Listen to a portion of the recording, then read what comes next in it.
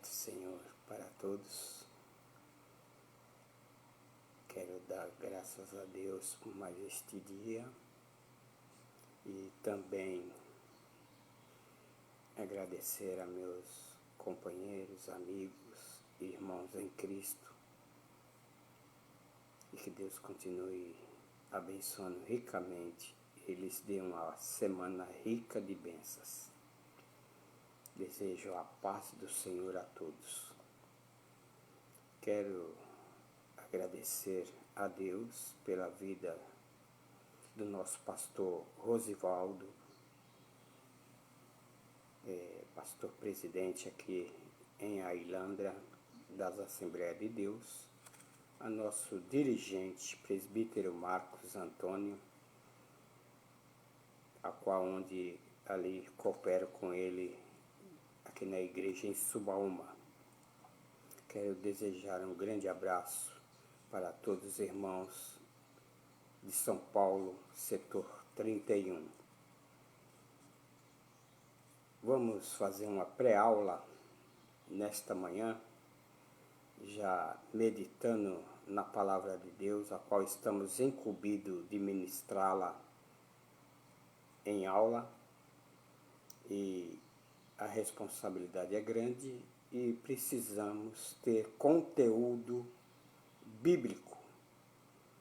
E assim como tomamos um café da manhã forte, também tomamos o alimento espiritual, que é a palavra de Deus, que é digna de toda aceitação. Louvado seja o nome do Senhor. Vamos trabalhar em cima de um tema da escola bíblica, 8ª lição, comprometidos com a palavra de Deus. Quando se fala de comprometidos com a palavra de Deus, é porque tem que haver compromisso. É igual quem casa, ele está casando com alguém, ou assume uma companheira para morar junto, ele está assumindo um compromisso. E principalmente quando se tira uma jovem de dentro do lar, paterno e materno, onde ela tem ali toda a liberdade e tem tudo ali o que ela deseja diante dos pais. Assim também é nós, como filhos de Deus, precisamos ter compromisso com o que é de Deus. Como disse Jesus, dá a César o que é de César, mas dá a Deus o que é de Deus. Então, nós estamos trabalhando esse terceiro trimestre e comentando e abordando do verdadeiro pentecostalismo. O que é ser pentecostal? E quase todas as lições fala e aborda o tema pentecostal. Então, nós estamos na 8ª lição, comprometidos com a palavra de Deus, e bem-aventurado é os que ouvem a palavra de Deus e a guardam. Quero desejar um forte abraço aí ao meu amado amigo de muitos anos, ao Rafael Luiz dos Santos. Que Deus abençoe a tua vida neste dia e que você possa sempre poder se alimentar da palavra de Deus. Breve estaremos juntos, assim que eu for para aí o seu local de morada, eu vou procurar e vê-lo e dar um abraço pessoalmente. Vamos lá. Então, bem-aventurado é os que ouvem a palavra de Deus e as guardam. Lucas capítulo 11, versículo 28. Nós vamos abordar aqui a palavra de Deus na segunda carta de Paulo a Timóteo, do capítulo 2, do versículo 14 ao 19 e a segunda carta de Pedro, 1 Pedro, os versículos 20 e 21. Eu, pelo menos, eu vou ler um dos versículos de Paulo, a carta a Timóteo, na segunda epístola. Procura apresentar-te a Deus aprovado como obreiro, que não tem que se envergonhar e que maneja bem a palavra de Deus. Eu vou pegar um versículo também de Pedro, da segunda epístola de Pedro, que diz assim: porque a profecia nunca foi produzida por vontade do homem, de homem algum, mas aos homens santos de Deus, que falaram inspirado pelo Espírito Santo. Porque a igreja vive o maior momento da história, que é a operação do Espírito Santo, que está operando, convencendo o mundo da justiça e também do juízo, e ornando e preparando a igreja para o grande dia de entregar a igreja como noiva ao Cordeiro, ou ao noivo, Jesus Cristo, Senhor e Salvador das nossas vidas. Amém? Precisamos afirmar nesse conteúdo bíblico, afirmar a autoridade da Bíblia e também mostrar o zelo pela boa doutrina e pontuar os cuidados quanto aos modismos. E vamos entender esses 3 pontos aqui da palavra de Deus. A Bíblia, ela é referência para aliviar toda a experiência pessoal e coletiva. Ela é a bússola que conduz a nossa jornada espiritual. E por meio dela somos guiados pelo Espírito Santo. Foi quando Jesus falou: olha, eu não vou deixar órfão. Na minha partida eu não vou deixar vocês órfãos, mas enviarei o Consolador. E ele tem feito uma obra excelente na minha vida e quer fazer também na tua vida. Observe bem, a razão de a escola dominical existir, essa razão é para melhor ensinar a palavra de Deus, porque na escola bíblica dominical, ela tem a participação total dos alunos que estão presentes, para abordar, para comentar, tudo dentro daquilo que está sendo abordado. Então, hoje, nessa pré-aula, eu sei que uma pré-aula, ela é diferente em sala, porque quando estamos em sala e unidos, o corpo de Cristo está presente ali e o Espírito Santo operando e nos ensinando. Então, observe bem, vamos estudar a relação dos pentecostais clássicos e a leitura da Bíblia e a maneira como observamos as regras gramáticas e contexto histórico e liturgia. Amém? Temos aí para abordar a autoridade da Bíblia. Estamos e sabemos bem o que é uma autoridade. Um juiz é uma autoridade. Um delegado é uma autoridade. Um pastor é uma autoridade também de Deus. Então, queira ou não, aceite ou não, mas aquele que entra pelo caminho, a qual Jesus Cristo disse, eu sou o caminho, a verdade e a vida. E ninguém vai ao Pai se não for por mim, quer dizer, por Ele, Jesus Cristo. Então, a autoridade da Bíblia, a sola escritura, somente as escritura. Essa palavra sola escritura, né? Nós vamos aqui já abordar o que significa. E um dos 5 pilares da reforma protestante. Talvez eu creio, se Martim Lutero estivesse vivo hoje, ele estava fazendo uma nova reforma na área espiritual, na vida dos irmãos. Ou com respeito à Igreja de Cristo Jesus. Vamos lá.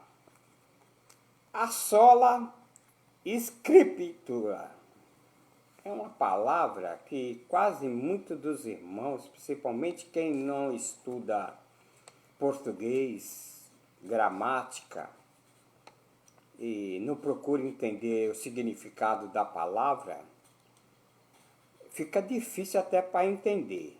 Mas olhe bem, cada um dos 5 solai representa a chave de cada doutrina central dos reformadores, como foi Lutero e Zwinglio. Foram homens que na época não concordaram com determinadas teses da igreja e protestaram, né, contra. Hoje, podemos olhar aí por um outro ângulo que parece que estamos cheios de Lutero, porque devido ao aumento de muitas igrejas e uma protestando contra a outra. Lutero protestou para o bem da igreja. E hoje as igrejas, uma protesta contra a outra, discriminando o papel da igreja. Mas tudo bem. Vamos lá. O brado de sola escritura significa que a palavra, que a Bíblia é a única regra de fé e prática para a vida cristã. E por meio dela que podemos conhecer Deus, por meio dela, da Bíblia. Podemos conhecer a Deus e entender a sua vontade. O homem, ele anda segundo a sua vontade, segundo a vontade da sua carne, segundo o seu bel prazer. Mas quando ele passa a conhecer a Deus, ele fala que conhece a Deus, mas não conhece. É igual a gente falar, eu conheço o presidente do Brasil. Mas conhece é só por reportagem, mas não convive com ele. Não sabe como é o caráter dele. Não sabe quando está triste ou quando está alegre. Não sabe quando ele está nos dando toda apoio e satisfação. Assim muitos conhecem Deus, mas conhecem por ouvir falar. Mas quando ele entra pelo processo de conhecer a Deus, aceitar o seu Filho único, porque Deus amou o mundo de tal maneira e deu seu Filho único para todo aquele que nele crê, não pereça, mas tenha a vida eterna. Quando o homem, ou a mulher, ou a criatura, ela se entrega à sua vida para que Jesus Cristo aí venha e faça uma mudança, faça uma reforma na sua vida, aí ele começa andar com Deus por esta bússola que é a palavra de Deus, a Bíblia Sagrada, e aí ele passa a conhecer Deus. E depois ele começa a conhecer Deus de perto. E depois ele começa a conhecer Deus e ver o trabalhar de Deus na sua vida, como tem sido na minha vida. Eu louvo a Deus por isso, porque pelos caminhos que trilhei não era para me estar vivo. Mas Deus assim o permitiu e hoje posso estar aqui anunciando as boas novas de salvação para todo aquele que nele crê. Então observe bem. Podemos até ler um versículo de Paulo na carta a Timóteo, na segunda carta do capítulo 3, ele diz assim, o versículo 14 em diante, ele diz assim: tu, porém, permanece naquilo que aprendestes, e de que fostes inteirado, sabendo de quem o tens aprendido. Você pode aprender um bocado de coisa com gente aí que não tem qualidade alguma. Mas quando você aprende com homens dedicados e que se dedicou a sua vida agora para o santo ministério, pode ter certeza, você vai mudar. Então olhe bem, ainda o versículo de número 15, e de que de tua meninice sabes as sagradas letras que podem fazer-te sábio para a salvação, e pela fé que há em Cristo Jesus.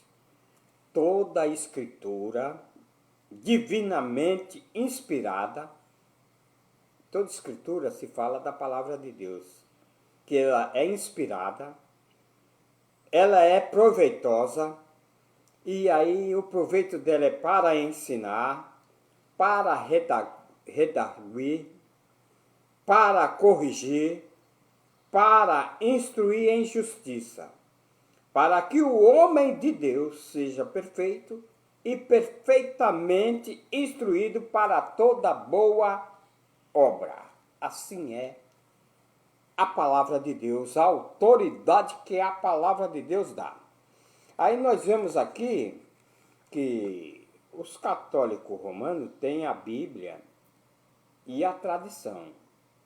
Os TJs, Testemunho de Jeová, têm também a tradução do Novo Testamento. Eles têm a palavra de Deus ali dessa forma. E mais tem ainda um acompanhamento da revista Sentinela. Faz uso de variedades de livros, O Viver para Sempre, né? E outros mais.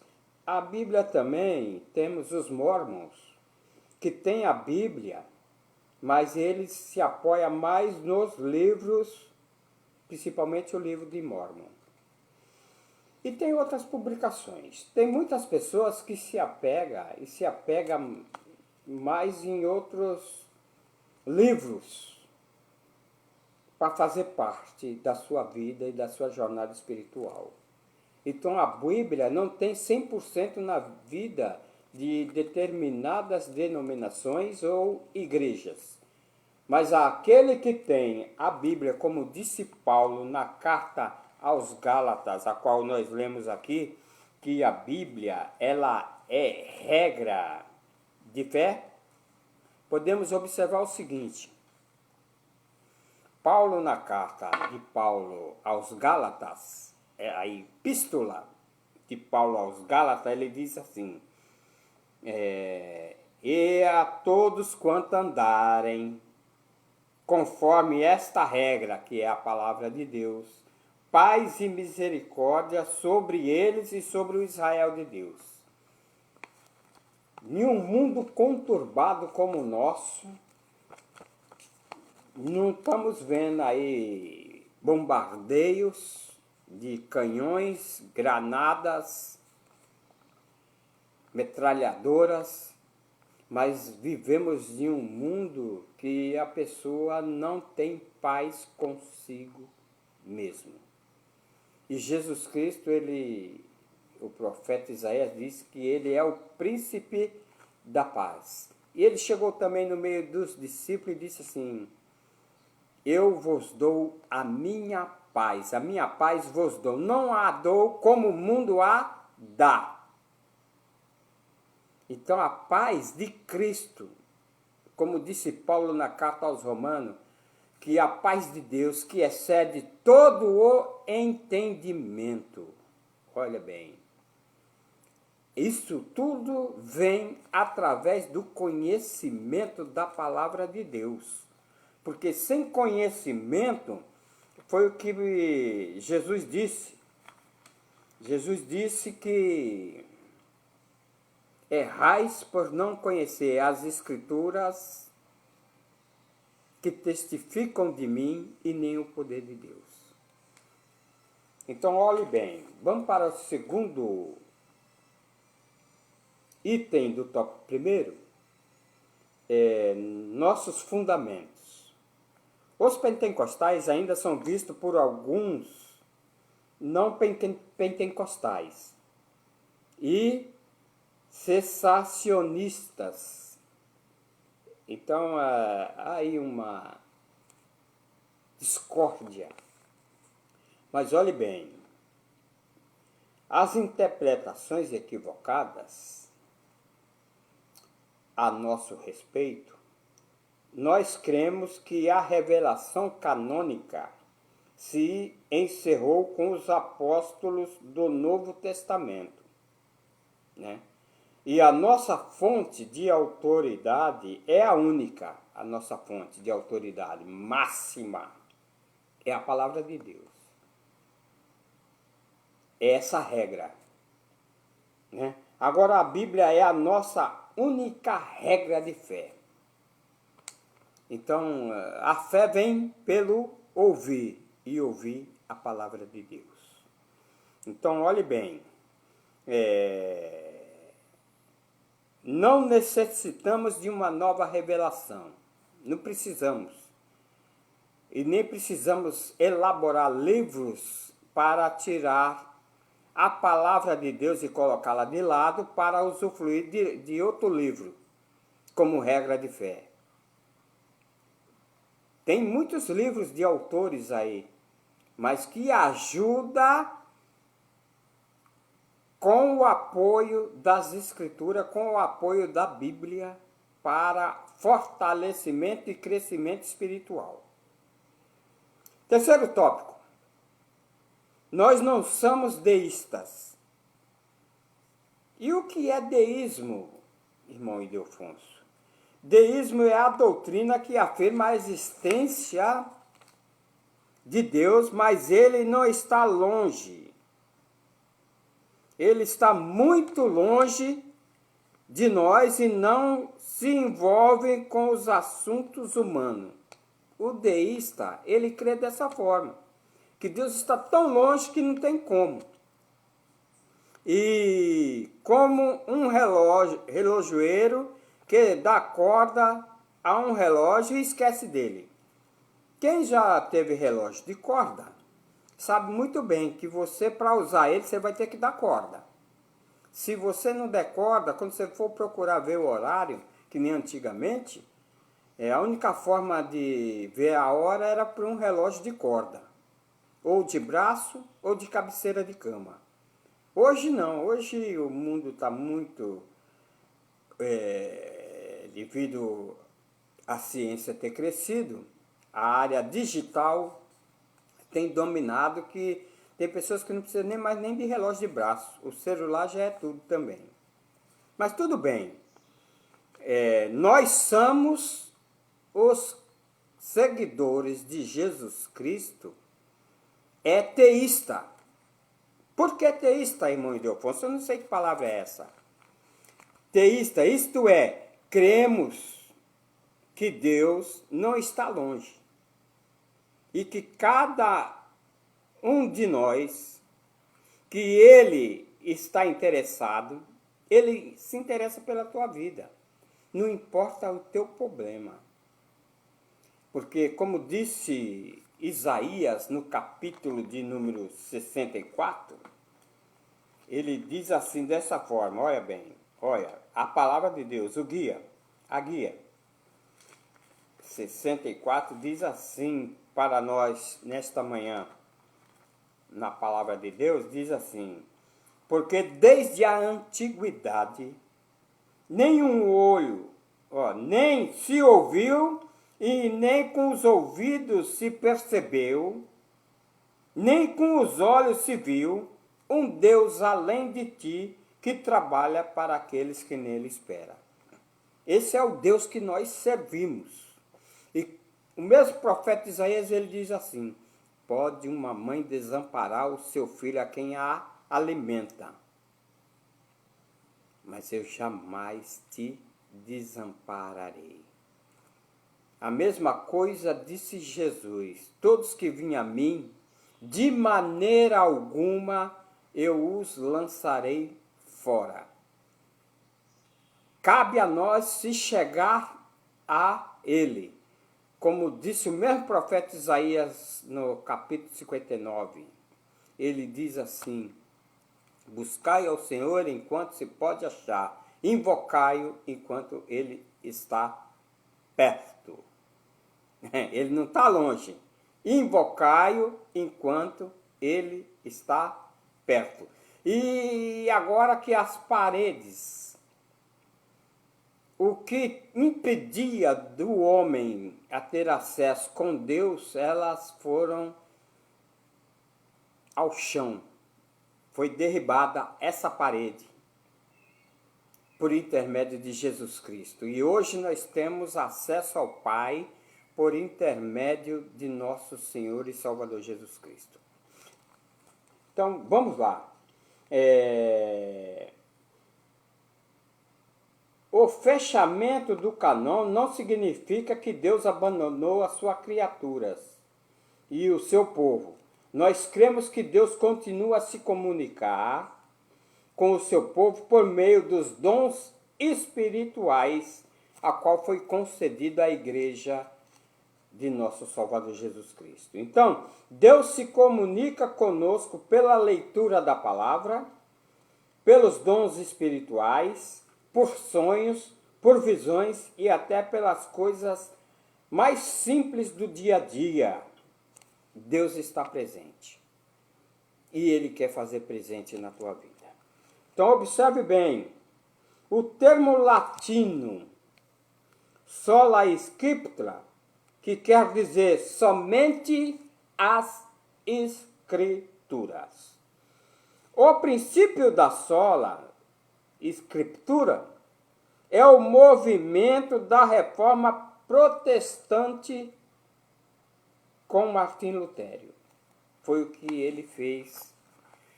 Ele não concordava com as certas colocações ou cláusulas ou certos artigos bíblicos que não tinha fundamento, não tinha apoio, e ele protestou. Então, o contexto do movimento da reforma mostra que quando perde as raízes do cristianismo, quando se perde as raízes do cristianismo apostólico, perde-se também a credibilidade. Então, a verdadeira espiritualidade é o temor de Deus. Essas são raízes apostólicas e encontradas nas Escrituras. Então, a sola scriptura é uma convocação para voltar às raízes. É igual quando a pessoa se perde. Ela se perdeu, onde quer que seja, ou entrou numa condução rápida, sem olhar qual era o destino e ver que o destino agora é outro, ela tem que voltar rápido para o seu caminho desejado. Então vamos lá. Segundo tópico da nossa lição fala do zelo da doutrina. E o zelo da doutrina tem ligações com a apologética. Apologética cristã. Então a Bíblia precisa ser interpretada para que os crentes conheçam melhor o pensamento bíblico, quer dizer, o pensamento de Deus para conosco. E é através da palavra de Deus que ela nos corrige. E porque Deus nos ama. Deus ama aquele a quem corrige. É igual o pai que corrige seu filho dos seus erros. Corrige para melhor. Então vamos lá. Primeiro tópico. Ensino ou instrução. A palavra de Deus, doutrina, vem do latim doctrina, que inteiramente significa ensino. Muita gente hoje corre de ensino bíblico. Muita gente hoje não quer saber de ensino bíblico. Muita gente de hoje quer saber tipo de oba-oba, de movimento, de deixar o povo eufórico, de deixar o povo em um êxtase, que diz ser espiritual e ser do Espírito. Mas eu não vi pela palavra Jesus trazendo o povo a um êxtase espiritual. Que aquele êxtase só é naquele momento, depois daqui um pouco é como fogo de palha, daqui um pouco... Mas quando é o ensino ele instrui, o ensino fortalece, o ensino edifica, o ensino ele apruma a pessoa, o cidadão que se dedica. Então vamos lá. Doutrina significa ensino ou instrução. E sem instrução alguma ninguém consegue chegar a lugar algum. Um bom profissional, ele foi instruído para ser um bom profissional. Então vamos lá. No termo aqui aparecem vários níveis de significado, de acordo com o contexto. Quando o texto sagrado expressa, aí nós vemos o quê? Olhe bem, até vou fazer aqui essa pergunta. O que significa perseveraram na doutrina dos apóstolos, que está lá em Atos, capítulo de número 2. Lá foi registrado que os discípulos permaneciam na doutrina dos apóstolos. E como que significa isso, irmão Ildefonso, permanecer na doutrina? Quer dizer, permaneciam no ensino, na instrução que os apóstolos repassavam para cada irmão. Olhe bem, não só isso, significa que os discípulos permaneciam segundo o ensino. Eles permaneciam, aceitavam o ensino. Porque tem gente que ouve, mas não guarda. Tem gente que ouve o ensino, mas não põe em prática. Então, olhe bem, a palavra doutrina, que significa ensino e instrução, estamos nos referindo aos ensinos bíblicos. E quando se fala doutrina, a palavra de Deus ela vai um pouco mais além. Ela fala da sã doutrina, que é pura. Não tem mistura. É genuína, é única, é verdadeira. Olhe bem, o conteúdo agora da fé, segundo tópico do zelo pela doutrina. A palavra doutrina se aplica também a um corpo básico e coerente, que é do ensino cristão. E como os credos, trata-se de um ensino sistemático sobre os dados da revelação. Né? Aqui, quando fala credos, que é uma palavra muito usada na Igreja Católica, né? A fonte do conteúdo doutrinário é a própria palavra. E Deus auxilia pela experiência cristã com a ajuda do intelecto humano.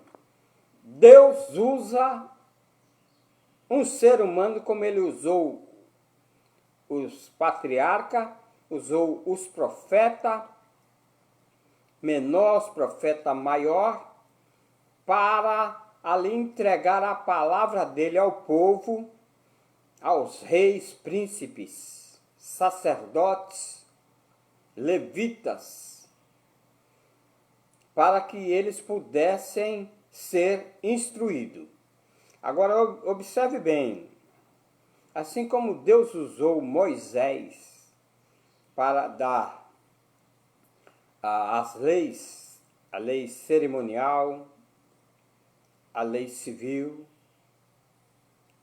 e também a lei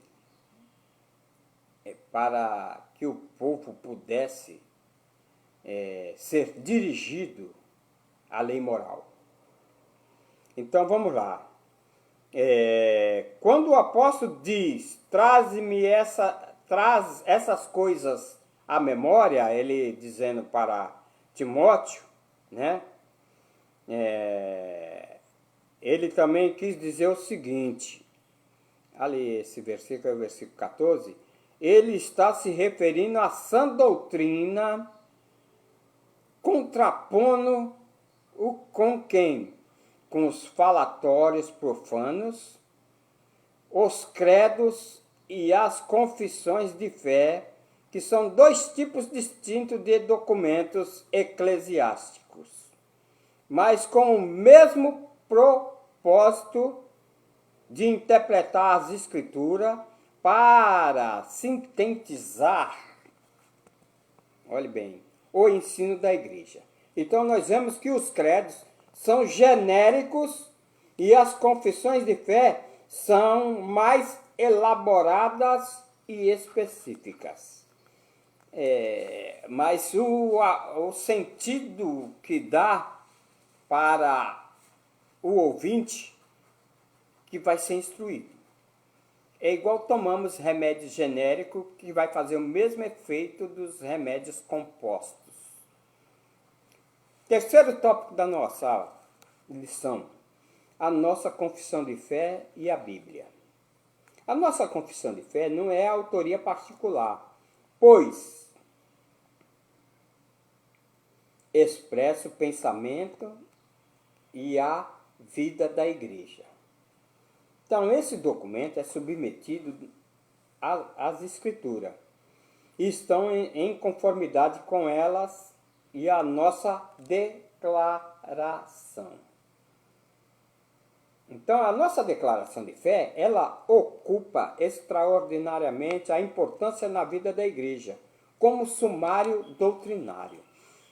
Então, cabe ao evangélico ou ao cristão ou ao crente, ele testificar do que Deus tem feito na sua vida, na igreja, em todo local da sua vida.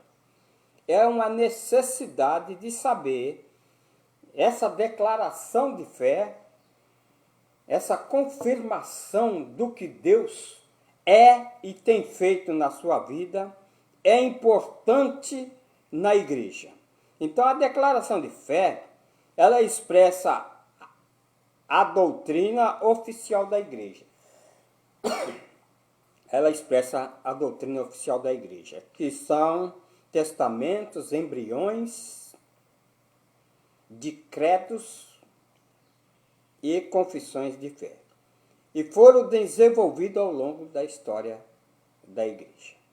Então, credo é uma confissão de fé e regra de fé e declaração de fé são interpretações autorizadas das Escrituras Sagradas e aceita e conhecida por uma igreja ou denominação. Então a Bíblia é a palavra de Deus, é a única autoridade, né? Não é um credo, mas sim uma fonte primária de explicações. A Bíblia revela a verdade, a forma popular de vida e fato, e o credo declara a verdade em forma lógica de doutrina. Em lógica de doutrina. A Bíblia é para ser crida e obedecida. O credo é para professar ou ensinando. O ensinado é quem está sendo ensinado, o credo. Então, não sei se vai haver aí algumas dúvidas para entender aí dentro desse raciocínio a Bíblia e o credo, né? Terceiro tópico é o cuidado contra o modismo, né? Paulo aqui, quando ele traz essas coisas em memória, né? Os falatórios profanos para nada edifica. E aí nós vamos ver o cuidado de quanto aos modismos. Modismo é fácil de entrar e penetrar na igreja. O nosso cuidado com a doutrina deve ser além do combate aos modismos e servir para defender a nossa fé das seitas e heresias. As pessoas heréticas que distorcem a palavra de Deus e não têm apoio algum dentro das escrituras sagradas. Modismo. Oi, irmão Ildefonso, o que é modismo? Esta palavra traz a ideia de que está na moda. Isto é, aplica também no campo teológico. São os ventos de doutrina que vêm e se vão. E Paulo fala isso na carta aos Efésios, no capítulo 4. Paulo, ele mostra aqui esse modismo no versículo aqui 14, ele fala assim: para que não sejamos mais meninos, inconstantes, levados em roda por todo vento de doutrina, pelo engano dos homens e com astúcia enganam fraudulentamente. Paulo aqui, na carta a Éfeso, ele recomenda, tem um mosquitinho aqui perturbando, ele recomenda, né, aqui, até que cheguemos à unidade da fé e ao conhecimento do Filho de Deus, varão perfeito à medida e estatura completa de Cristo, para que não sejamos mais meninos. Menino se engana fácil, uma criança se engana fácil. Às vezes ela está querendo uma coisa, perturbando o pai, a mãe, aí o pai ou a mãe fala qualquer coisinha e tira ele daquele foco que ele estava querendo. Criança se engana até com bombom, com pirulito. Mas, no termo bíblico, ser menino, ele se engana por ventos de doutrina, de ensinamentos de homens, pelo seu bel prazer, ensinamentos que não dão apoio bíblico e não vai trazer coisas boas. E há aqueles que chegam nas igrejas com variedades de modismo. Modismo. Eu já vi igrejas aí com luzes coloridas, igual luzes de boate. É modismo. Quer ver um outro modismo que aconteceu há alguns tempos atrás? O dente de ouro. Toda pessoa recebia dente de ouro. Só que agora eu não vejo elas com esse dente de ouro. Mas na hora as pessoas viam o dente de ouro na boca delas, elas se exibiam e cadê o dente? Quer ver uma outra coisa que isso aí traz? Que esse modismo tem caráter efêmero, passageiro. Efêmero, passageiro. Que para nada se aproveita. É igual, tem muitas coisas que as pessoas fazem hoje na igreja.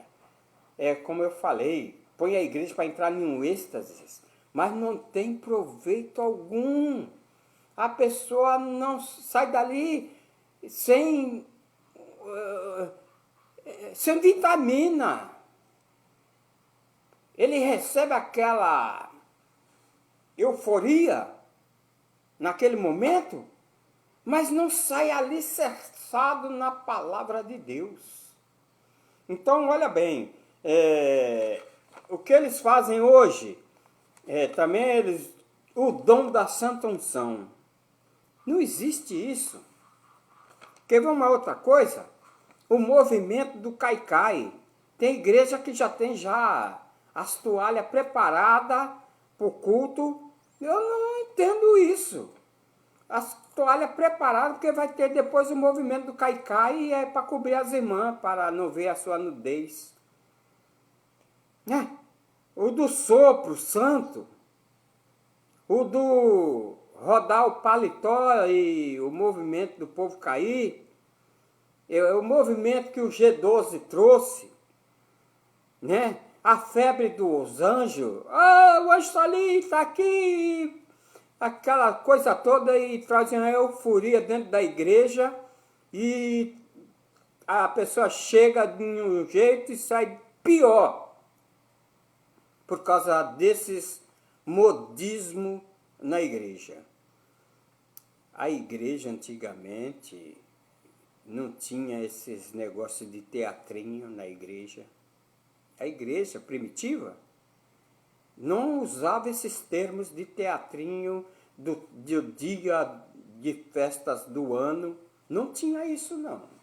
Mas tudo bem, não vamos ficar presos nisso. Agora, fora outras aberrações aí, que o povo começa a vender água do Jordão. Como pode trazer água do Jordão para vender nas igrejas? Fala aí para mim, me ajuda. Qual o avião, ou jumbo, ou que forma que eles trazem essas águas do Rio Jordão aqui para abençoar o povo? Não consigo entender. A vassoura ungida, o cavalinho de Jesus, que as missionárias usam aí, põe as pessoas nas suas costas e começa a dar currupio. Eu não vejo essa santa unção de pastor querer ungir quem está com problema sexual e deitar sobre ele para ungir a pessoa, ungir o órgão masculino. Não entendo isso. O bloco, o tijolo de bloco para edificar a sua casa por R$1.000, R$800, R$500. Eu não entendo isso, como que as pessoas conseguem comprar esses tipos de coisa. O sabonete ungido, tudo em forma de ungido. E o papel do Espírito Santo está onde? Mas vamos deixar para lá. Segundo item da lição, procura apresentar-te a Deus. Esse apresentar-te a Deus, como obreiro que não tem que se envergonhar, que maneje bem a palavra de Deus, essa qualificação vem do Espírito de Deus.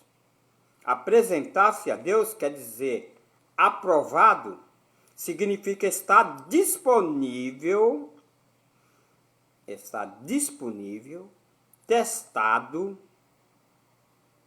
aprovado por Deus, e não só isso. A igreja reconhecer isso na vida do homem ou da mulher de Deus. Reconhecer essa chamada, que ele está apto. É igual quem vai prestar o vestibular. E ele passa no vestibular, ele está apto para exercer a outra função. Tem muita gente querendo ser, querendo fazer, mas às vezes não está disponível para fazer. E quem às vezes tem, não procura estar disponível para fazer. Não é fácil a obra de Deus. Então vamos lá. A igreja precisou enfrentar uma avalanche de heresias e aberrações doutrinárias ensinadas pelos falsos mestres.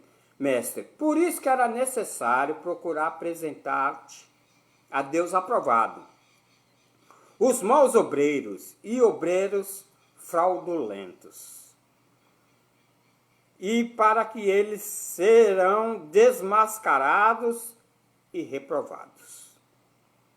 Olhe bem, eu gosto muito desta palavra, né? Eu sei que não vai dar para mim explicar tudo, mas tem pessoa que usa a palavra de Deus mecanicamente, sistematicamente, esporadicamente, expectantemente e pessoalmente. E aí, a prática devocional, como deve ser essa prática devocional, tem 3 razões necessárias. Tem aquelas que traz impedimento ao crescimento diário e espiritual. Tem aquela outra parte, precisa da alimentação. E a outra precisa ter apetite para a palavra. Eu não vou poder abordar isso agora nesse tempo, mas uma hora a gente vai comentar sobre quem faz a leitura mecanicamente, se está correto ou não, sistematicamente, se está correto ou não, esporadicamente também, expectantemente, como espectador, nós vamos ver isso também. Agora, sobre também aqui procura apresentar-te a Deus, eu vou também preparar aí um texto para estar também ministrando, característica do obreiro aprovado, né? Como que é isso, como que é esse obreiro, e por que precisava. Na época que Paulo exortou e mandou a mensagem a Timóteo por causa de obreiros fraudulentos, obreiros maus, né? Falsos mestres que se envolveram no meio da igreja. É como nos nossos dias de hoje. Mas a igreja de Jesus Cristo, as portas do inferno não prevalecerão contra ela. Deus vai estar sempre levantando homens dedicados, homens que se colocam a sua vida e dedicação à bússola, à palavra de Deus, para ensinar o que é a verdade. Conhecereis a verdade e a verdade vos libertará. Terceiro item da lição diz o seguinte: como obreiro que não tem que se envergonhar. O termo obreiro, tanto no grego quanto no português, vem de obra. Obreiro vem de obra. Trabalho tem significado amplo no Novo Testamento e tem um sentido literal. Refere-se ao trabalhador do campo. Tem um sentido metafórico. É que a todos que se dedicam à obra de Deus. E de maneira geral, os apóstolos demasiados, os oficiais da igreja, a nossa declaração afirma: o termo obreiro é genérico e usamos praticamente para todos os cargos e funções da igreja. E é até uma palavra bonita, os oficiais da igreja. Aí aqui os oficiais não quer dizer que é os homens, mas também as mulheres, as oficiais da igreja. Que maneja bem a palavra da verdade. O verbo grego para manejar bem, né? Esse verbo ortoctomeo, quer dizer cortar reto, cuja ideia é cortar em linha reta, né? Esse cortar em linha reta é manter o curso correto, não desviar. Isso é a palavra de Deus. Manejar bem a palavra de Deus, saber onde está determinada palavra, qual livro que está, saber o contexto, o antitexto. Tudo isso é importante para aquele que vai utilizar a bússola sagrada. Tem que saber manejar bem, certo?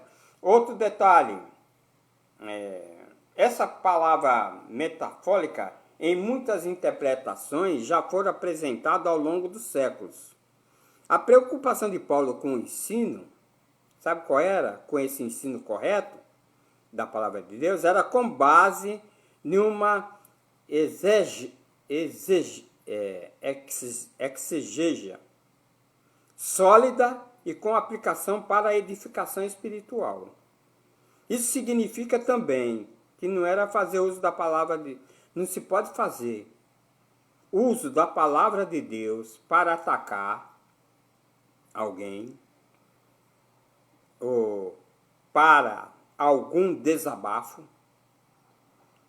entre os irmãos por meio de indireta no púlpito. E púlpito não é lugar de desabafo.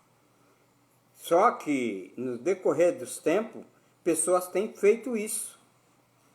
Tem pessoas que têm os dados até da pessoa todinho e põe lá o computador e na hora do culto ele fala que está revelando e revela onde a pessoa mora, quem é o pai da pessoa, quem é isso, quem é aquilo, porque ele tem os dados da pessoa e as pessoas ficam bestinha, maravilhada com aquilo que ele está falando. Isso não tem edificação alguma, no que é que vai fortalecer, o que é que vai edificar, saber esses tipos de coisa e dizer que é revelação. Revelação é a que Natan falou para Davi. A forma que Natan usou para falar com Davi, o rei. Aquilo é revelação. E não esses enganos de homens fraudulentos. Olhe bem, para terminar aqui, essa lição, pré-aula aqui, a Bíblia não apresenta modismo. A Bíblia não apresenta modismo. Mas verdades antemporais e eternas. Né? Os propósitos das Escrituras Sagradas é revelar o próprio Deus e expressar a sua vontade à humanidade. Qual é a vontade de Deus para a minha e a tua vida? E também Deus graciosamente revelou a si mesmo por ela. Deus se revelou pela palavra e tem se revelado. Outra coisa, havendo Deus antigamente falado, muitas das vezes, de muitas maneiras, aos pais, pelos profetas, né? E nos falou nesses últimos dias agora, pelo seu Filho Jesus Cristo. Hebreus capítulo 1, versículo 1. Então, veja bem, Deus expressa claramente a sua vontade redentora. Por quê redentora? Por causa do seu Filho. Redentora por ali trazer de volta o homem ao seio da glória de Deus. Né? E Deus, Ele, na sua vontade redentora, a todos e a cada um dos seres humanos, sem acepção de pessoas. E onde há acepção de pessoa, igreja que tem acepção de pessoa, que escolhe determinadas pessoas ali, porque, sabe, é uma panela? Ou é a nata do leite? E desfaz das outras mais simples? Onde há acepção de pessoas, Deus não se faz presente. Então, mas diz a palavra de Deus, esta palavra, que o justo viverá pela fé. E se ele recuar, Deus não tem prazer nele. Então, quem é o centro de tudo? Quem é o centro da palavra de Deus? Jesus Cristo é o centro das Escrituras Sagradas. Convinha que se cumprisse tudo o que de mim estava escrito na lei de Moisés e nos profetas e nos salmos. Então, ela é o manual de Deus para toda humanidade. Deus os abençoe, que Deus permita aí de eu poder depois passar de uma forma melhor aí as características de um verdadeiro obreiro, como que é que ele maneja a palavra de Deus. Nos ajude, continue orando por nós, sou carente das orações. Forte abraço a todos, aos meus amigos e irmãos em Cristo Jesus. A paz seja com todos. Amém.